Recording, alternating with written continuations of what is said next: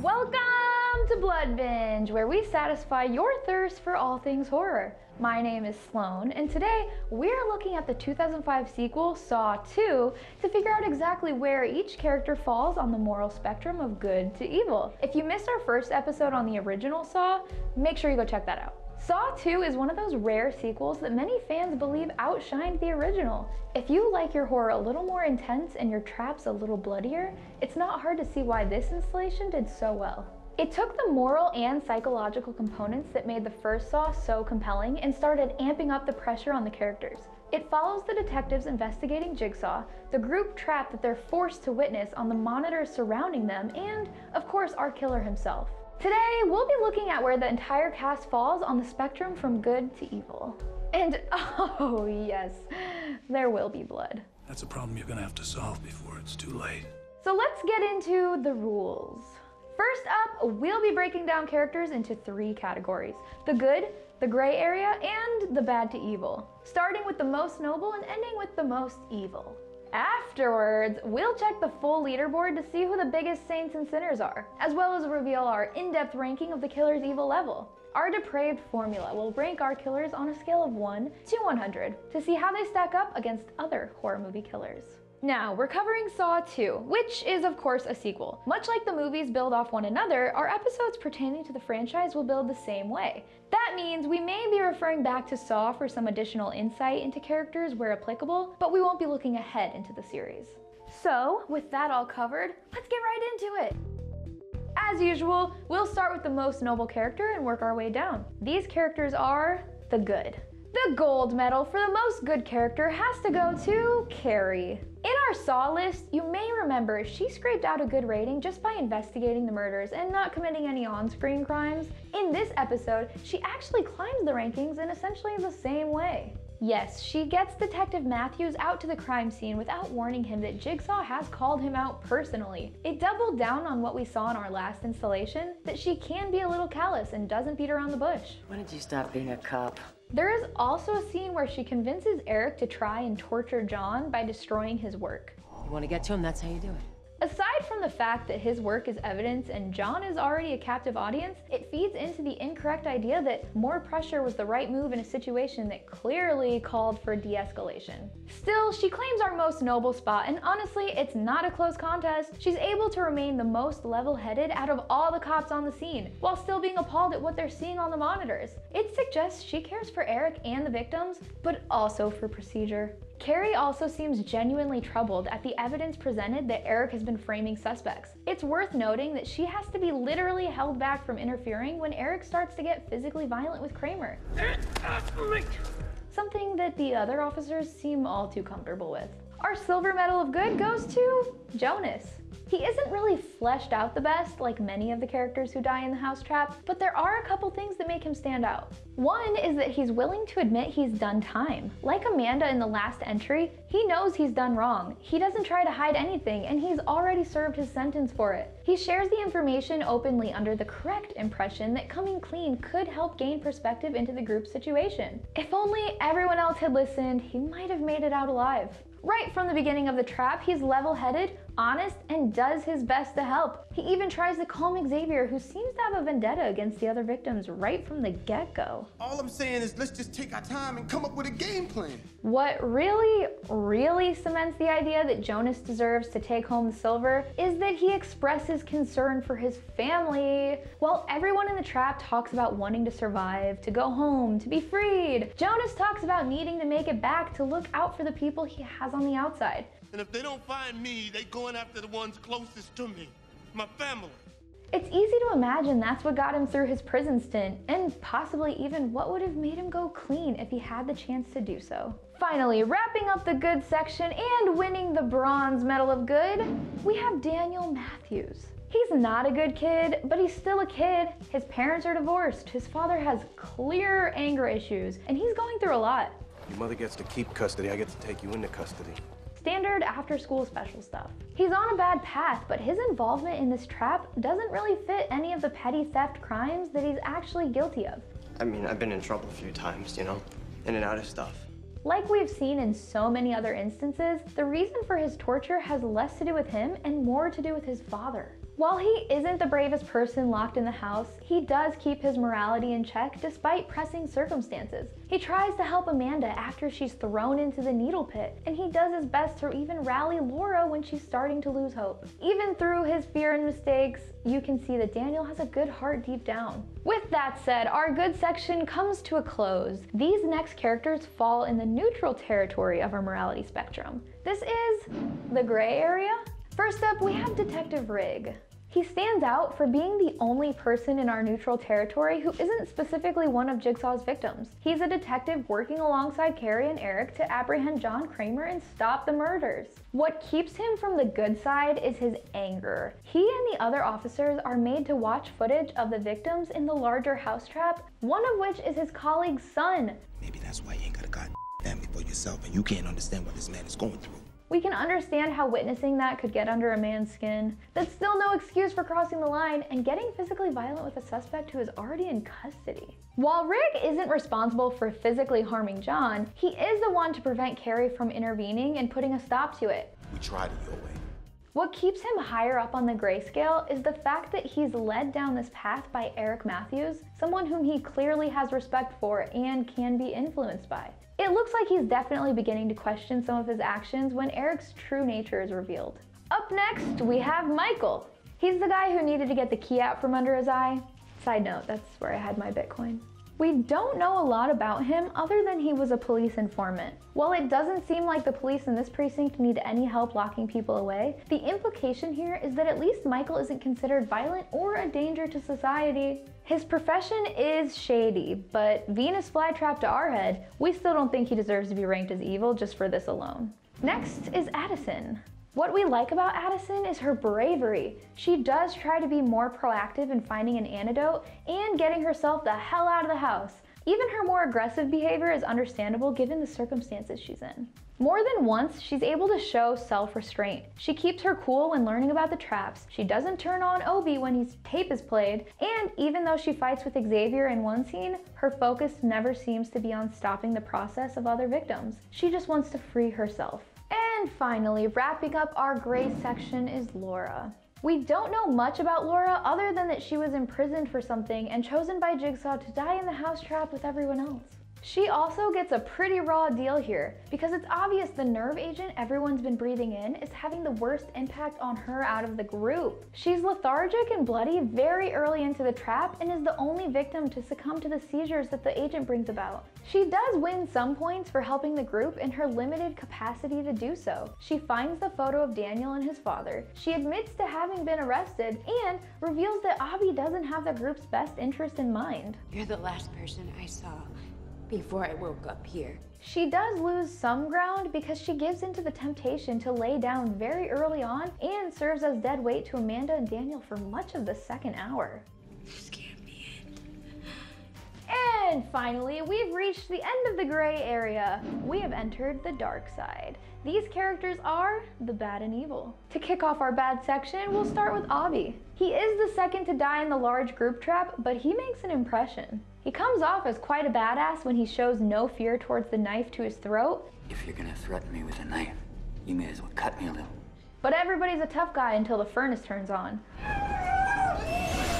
Luckily, he lives long enough to pull his head through that little window so Xavier can continue with the numbers in the back of everyone's head C-plot. We wish he would have been around a little longer just so we could have had a better understanding of just how twisted he is. What makes him worse than Daniel, Laura, and Addison before him is that he was responsible for kidnapping his fellow victims. He ultimately confesses to it and does his best to help them escape, leading to his quick demise, but it begs a lot of questions. Did he know what was going to happen to them when he took the job? Is this something he's done before? How did he get involved with Jigsaw? We'll never truly know, but there are no answers that will make him a good person, securing his ashes their spot in our bad list. Up next, we have Amanda Young. Okay, hear me out though. She's bad news, evil, corrupted, 100% in the wrong. She has lost a lot of morality points from the woman we saw briefly in the first movie, and the ending makes it pretty clear she's intended to carry the serial killing torch from John when he passes. Game over. It probably seems absurd that she's listed high enough up on the list that she doesn't even take the Bronze Medal of Evil. But while we can't make the case that any of Amanda's actions are even remotely okay, there's worse yet to come on the list.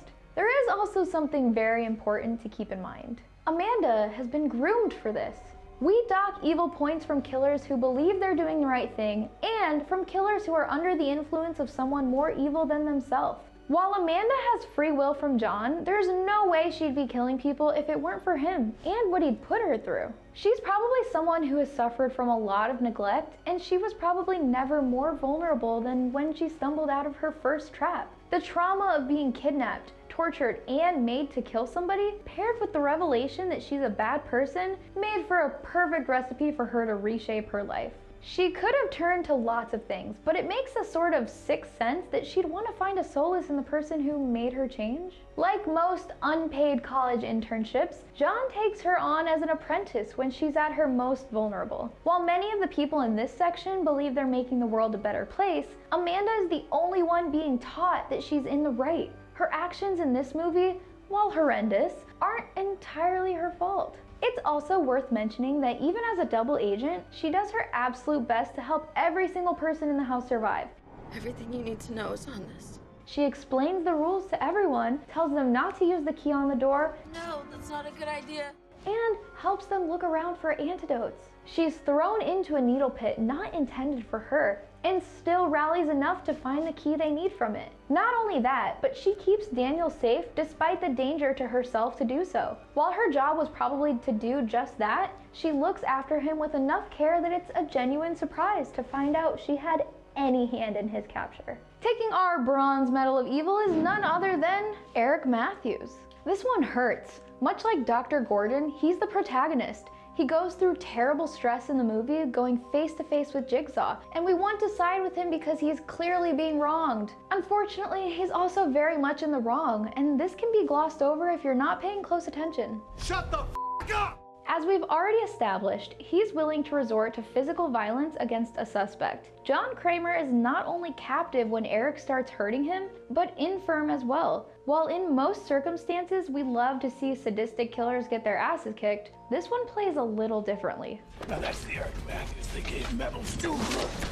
Even if you don't have sympathy for John, which we understand, the fact remains that Eric is more than willing to beat a very sick cancer patient in his custody. John brings this up during Eric's trap as well, pointing out that it's not the first time Eric has gotten violent with a suspect. There is one example mentioned where Detective Matthews beat someone with a flashlight. Would you have broken my jaw with a flashlight? But the implication is very strong that even that wasn't an isolated incident. What's equally troubling about the setup for this is how a majority of the force stands behind him to allow this to happen. They don't seem entirely surprised, which could theoretically be because of the circumstances. John is holding his son captive in what he believes to be an ongoing trap as the scene rolls out, and Eric's anger does seem understandable. The fact that Eric doesn't deny getting violent with other detainees when called out in front of his coworkers shows a certain lack of remorse. Putting a pin in the police brutality that Eric is guilty of, and teaching to the officers, if Rig is any indication, we should also point out that not all of the suspects he's harmed are guilty. We know that because they've been framed by none other than Eric Matthews. That's the sort of person who plants evidence in order to obtain a conviction. Every single person in the house trap was someone that Detective Matthews framed for a crime they didn't commit. He's the guy who put me away. He set me up.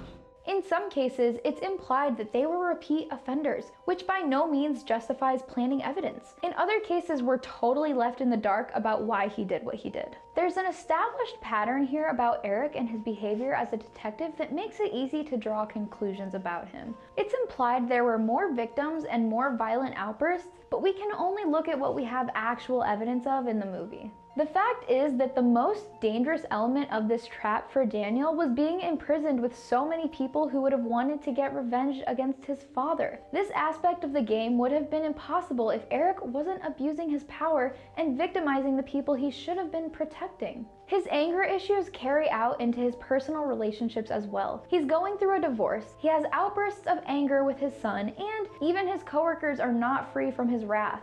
He seems to have very little interest in actually doing his job or helping out when it comes to the Jigsaw case. Presumably, he'd rather be making the same few drug busts over and over again, regardless of whether or not the suspects are actually guilty. Our silver medal of evil goes to none other than Xavier. Whereas Amanda, Eric, and Jigsaw believe they're helping people, Xavier is just cruel because he thinks he can get away with it. There are small things that earn him a spot on the bad list, such as sexism, anger issues, the inability to cooperate with others, threats, selfishness, violence, and general creepiness. But let's just fast forward through all of that and look at what makes him worse than the big bads next in line. He murders people. In our coverage of the first Saw, we discussed how Jigsaw gets credit for killing the people he places in the traps, even if he wants them to make it out. Even when Amanda stabbed her cellmate to survive her own trap, we only gave her the assist because we all knew who was behind it. So we have set a precedent of not counting deaths within the traps as murders. Now we want to double down on saying that Xavier murders people. It takes very little pretext for his true nature to come out. He would rather kill people and mutilate himself than have to talk to the other victims. They're scared of you. Good. This is made apparent by the fact that they all have numbers inked into the back of their necks, and he slices off the flap of skin on his own neck to see it, rather than try to help or negotiate. We'll work that out later.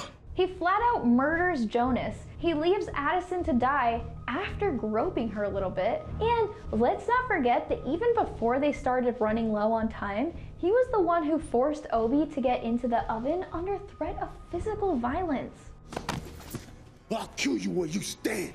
Worse yet, it's obvious toward the end that he's enjoying himself. Even Jigsaw seems somber about the deaths he inflicts, but Xavier likes it. You can blame the stress or the nerve agent, but you can't deny there's something seriously not right about this guy, and no perceived morality about his actions. He's one of the scariest and most corrupt killers in the movie. Leading into the movie's most corrupt killer, let's talk about our gold medal of evil winner, Jigsaw, aka John Kramer. How do you like to be called Jigsaw? No. We will get into more details about where we rank him on our overall evil board, but a surprising thing is that Jigsaw is actually a little less evil in Saw 2 than he was in Saw. He's not so good that Xavier, being a secondary character, is able to pass him up, but he has slid down a bit. For one thing, Eric's trap is literally just to talk to him. All you have to do is sit here and talk to me. Listen to me. There is no sawing off of feet, no forced murder. Eric is being offered a shot at redemption, reuniting with his son, and making a legitimate arrest if he is willing to just talk to John. The second thing is that we do actually get a little more of a peek into his twisted code. You savor everything, be it a glass of water or a walk in the park. When you see just how low the bar has sunk for morality for these characters, it makes more sense why John believes such extreme measures had to be taken. In Saw, his motivations were unclear at best. The bad deeds of his victims seemed more like excuses to put them into cruel games. In Saw 2, we see him choosing, testing, and offering redemption to genuinely bad people, for the most part. He believes that he's helping to show them the error of their ways, and bringing justice when that's not an option. Yeah, but can we fix you? In a weird way, it's kind of working because he's able to recruit Amanda via this testing and survival process. On that note, Amanda both earns and costs him points. He wins some compassion points for being able to care for her and work with her after making her go clean and getting her to turn her life around. She could even be validating his crazy theory, earning him more understanding. But not only do we have to blame him for all of his own crimes now, we have to blame him for all of the things he's teaching her. But let's go ahead and take a closer look at our villain and see just how he stacks up on the evil board. Okay, as usual, we're ranking our killers on a scale of 1 to 100, with 100 being the highest evil score possible. We score them in 10 categories, each on a scale of 1 to 10, then tally them all together. Remember, more points equals more evil. First up, kill count. Since we give Jigsaw points for all the people in his traps, we're giving him credit for all 9 on-screen kills, even though he had a lot of help in this one. On that note, we'll only be looking at Jigsaw's ranking here because even though Amanda is helping him behind the scenes, she considers Eric Matthews to be her first victim, and we don't actually see him killed, with the addition of the 5 kills from the previous movie. We're going to go ahead and award him a 5 here. Next, does the killer have the capacity to love somebody, anybody? We're bringing Jigsaw down to a 6 for this. While we still don't really know if he loves anybody, it's not something we see much of on screen, and still not his mom. He has learned the ability to share. He cares about his work, and bringing in Amanda as an apprentice shows that he cares for her. Was the killer wronged in some way? Jigsaw gets an 8 here. He has suffered a lot. We see him suffering much more in this one than we did in Saw, but mostly it was suffering he brought on himself because of his suicide attempt. Since there's really no one to blame for his cancer and no one but himself to blame for the car crash, he doesn't get a lot of leniency for being wronged. Now, how much pleasure or joy does the killer get from their actions? Joy is maybe not the right word, but there's little denying that Jigsaw gets pleasure from his work. It's something he's very proud of, and since the final shot of the movie is just him smiling proudly that his traps will continue after him, we're going to go ahead and give him the full 10. Does the killer need to kill to survive? This time, we're going to argue yes. In our last video, we said that John, being a terminal cancer patient, wouldn't survive no matter what. That is still the case, but now we know that's not exactly how John views the matter. Although Amanda is the one to deliver the line, it's clear that Jigsaw believes the cure for cancer is immortality, which he means to achieve by killing. His legacy is on the line, and in his mind, he does have to do this for survival. It's a thin argument, but it is an argument, so we're bringing him down to 7 out of 10 points. Does the killer have some warped moral code or believe they're killing for the greater good? Yes, mostly he wants to test the fabric of human nature, but he goes about it in a very particular way, intended to let the survivors of his trap find the same deeper appreciation for life that he has found. For that all or nothing logic, we're going to go ahead and award him a 5 here, for wanting to help the people he doesn't outright kill. Is the killer especially cruel in how they kill or torture? Again, Jigsaw gets a 10 out of 10. If we could give him more than that, we totally would. Having to dig a key out from behind your own eye to not get your head encased in spikes is terrifying, and that's just the opening shot of the film. Does the killer show mercy? No, not at all. Does the killer have any diminished mental capacity? Jigsaw is at full mental capacity when he commits these crimes. That was awesome. Should I take the jacket off now if we use that? Is the killer a demon, satanic, or otherwise an extension of the devil or hell? John Kramer is a sadistic, terrifying killer, but he's just a mortal man. Finally, our formula requires us to divide their score by 50% if a killer was being controlled by some known supernatural or otherwise mind-controlling entity. No, he gets all the points here. So the final evil scores on our evil board come out to... Nice job, John. Now let's wrap this up with the kill-death ratios as well as our Saints and Sinners medals. Like with the first chart, we are giving Jigsaw credit for all the trap kills and assists to anyone who did actual killing. Amanda is also going to be getting assists for the deaths in the larger group trap because she was in on it the whole time. As will Avi because he did the kidnapping. Xavier is only getting assists because Jigsaw takes the credit for any in-trap deaths. With that said, let's award some medals. You get a medal. You get a medal. Nice job. The gold, silver, and bronze medals of good go to Carrie, Jonas, and Daniel respectively. Our medal for most righteous kill has to go to Daniel for killing Xavier to protect Amanda. Our greatest sacrifice medal is a tough call this time around because most of the opportunities for heroism were passed up. Thanks to that, the medal is actually awarded to Amanda for her time in the needle pit. Considering that she had gone clean, the trap was horrific, and it wasn't even intended for her, it's amazing that she manages to bear the pain and produce the key to the door. It was one of the few sacrifices of individual well-being that had any kind of follow-through for the group's benefit. Only Xavier hadn't fumbled it. As far as our sinner medals go, the gold, silver, and bronze medals of evil go to John Kramer, Xavier, and Eric Matthews, respectively. Our cruelest kill medal is awarded to Jigsaw for Abby. While we don't think the oven is the cruelest trap in the game, it is undoubtedly the most painful death.